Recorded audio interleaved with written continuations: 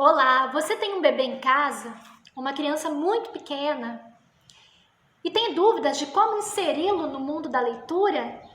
Pois é, continue assistindo esse vídeo que eu vou dar algumas dicas. Como vocês podem ver, tenho experiência. Pessoal, as crianças muito pequenas, segundo a autora Nelly Novaes Coelho, renomada no campo da literatura infantil e juvenil, possuem toda a condição de serem inseridas no mundo da leitura como pré-leitoras. A autora afirma que já há estudos em psicologia o bastante que podem garantir que, apesar de algumas diferenças pessoais de criança a criança, a maioria delas segue uma fase lógica em relação à maturação psicológica. Por isso a autora divide esse leitor, em duas fases.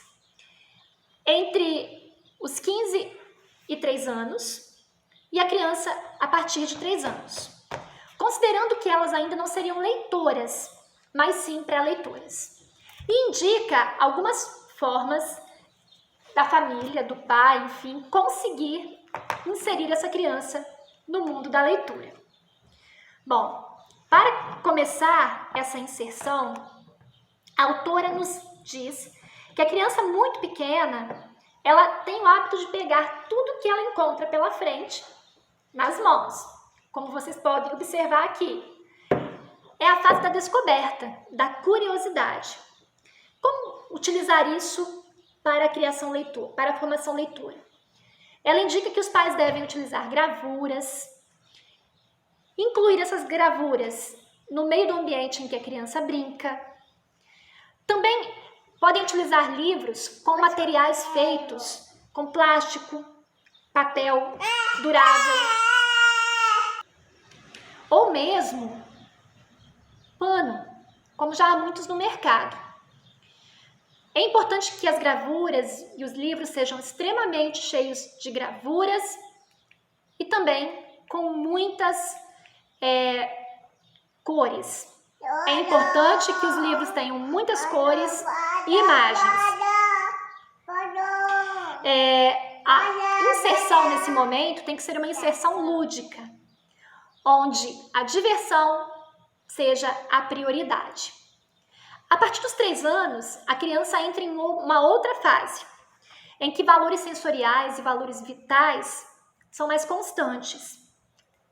Elas também têm mais capacidade de entender que o mundo não está somente em função delas e que há um contexto social em torno. Muitas crianças também nessa fase já estão na escola e essas dicas valem também para os professores. É importante que os livros ainda sejam bastante divertidos, trabalhem o humor, trabalhem com a expectativa e já podem trazer alguns enredos. As imagens ainda têm de predominar e a criança já tem capacidade de acompanhar o que ali está escrito. É interessante também que esses livros trabalhem com colagens, com um certo clima de expectativa e com bastante repetição, que é próprio da fase.